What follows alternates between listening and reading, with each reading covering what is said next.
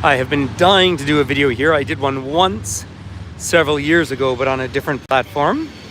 I am at Craigellachie in British Columbia, Canada. This is the site where the last spike was driven in that completed the Canadian Pacific Railway and therefore resulted in the successful integration of what is now modern Canada. It's interesting history. The Americans went out purchasing Alaska in 1867. Now remember, Alaska belonged to the Russian Empire.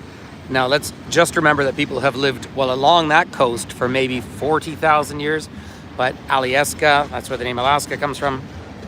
And so the Americans said about the British wanted to sell it, the Russians wanted to sell it after the loss at Crimea. They weren't going to sell it to the British. Those train cars behind us are made for carrying lumber, by the way.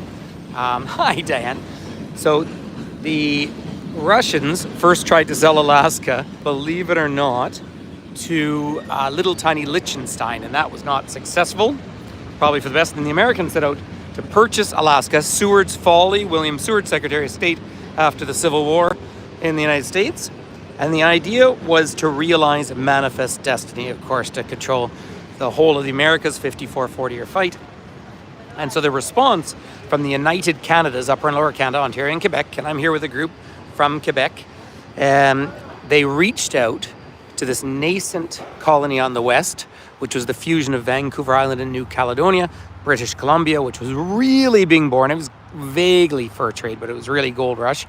They reached out and said, would you like to be part of a British dominion in North America? And they did want to be, because the British controlled or policed the fur trade. Or not the fur trade, excuse me, the gold rush much more. The fur trade was, of course, so integrated with the Hudson's Bay Company. So all that noted, British Columbia said, yes, we will join your union on the proviso that you unite us with a train. And so here it is. The nebulous dream was a reality. An iron ribbon crossed Canada from sea to sea, often following the footsteps of early explorers. Nearly 3,000 miles of steel rail pushed across the vast prairie, cleft lofty mountain passes, twisted through canyons, and bridged 1,000 streams. Here on November 7th, 1885, a plain iron spike welded east to west. So that's the story of it, and that's why it does matter. I'm in Eagle Pass, by the way, and here's public washrooms, which people like to. But the story, of course, is a lot more complicated. So the creation of Canada means everything between British Columbia and what is now Ontario was purchased from the Hudson's Bay Company. And then it became the Northwest Territories, and subsequently Manitoba, a bit more complicated, but also Alberta, Saskatchewan, Yukon, all of that area. So that's so that whole history all comes about from here. Now, they started building the trains from east to west, and the trains whacked into the mountains where Banff is, and they couldn't afford to keep building them. And so William Cornelius Van Horn, came up with the brilliant idea that he would build his castle in the mountains. And they said, if I cannot export the scenery, I will import the tourists. Now that story is a deeper one too, but you have to tour with me sometime in Field and Yoho Park to expand on that story. Then coming from the coast inland was construction, not even from Vancouver, because it didn't even really exist. Tiny little village, but they started to come in, and that was Andrew Onderdonk, who went down to San Francisco, the oldest Chinatown in the world, and brought up cheap Chinese labor.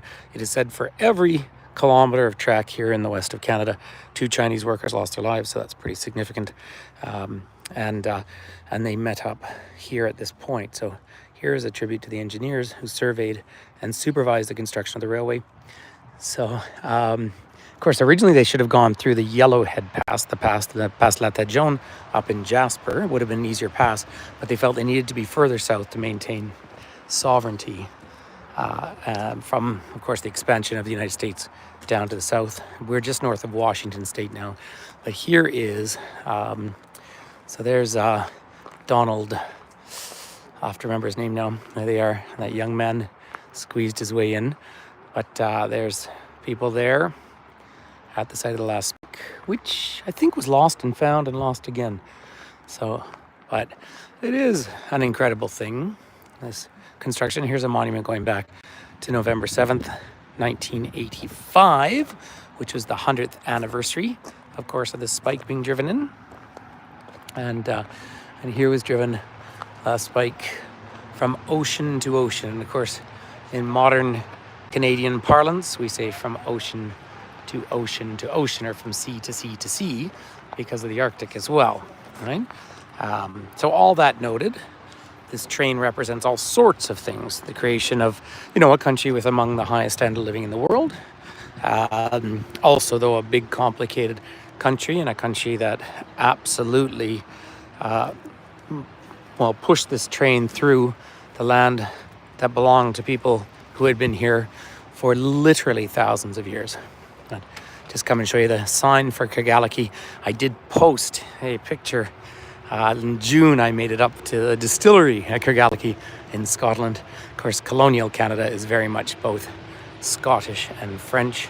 And like I say, I'm here with a group of French-speaking Canadians, lovely, lovely people, enthusiastic and very honest about the history of this country too, for better and for worse, because both sides do matter. But there it is, the last spike right there.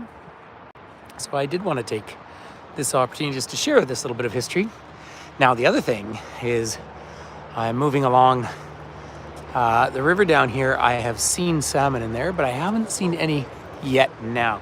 You'll also see trees are cut up in the distance there. That's of course the lumber industry, which is very important here in British Columbia.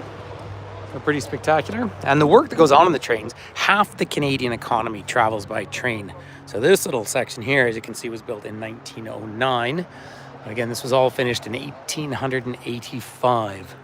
John A. Macdonald, the first Prime Minister, came across the country once at that time. So that's just a little bit of history that I've been dying to share here for a while.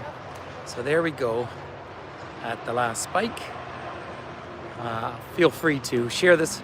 I'm busy doing a tour and I'm leaving in a few minutes, but this is a stop I always feel I have to make, particularly when I have Canadians on tour with me. So, hey, thanks for stopping by. Thanks for connecting. Peace and love from, a pretty interesting place here. So I will connect with you as soon as possible. I put up a couple of shorts today. Oh, thank you very much. It's so nice to connect.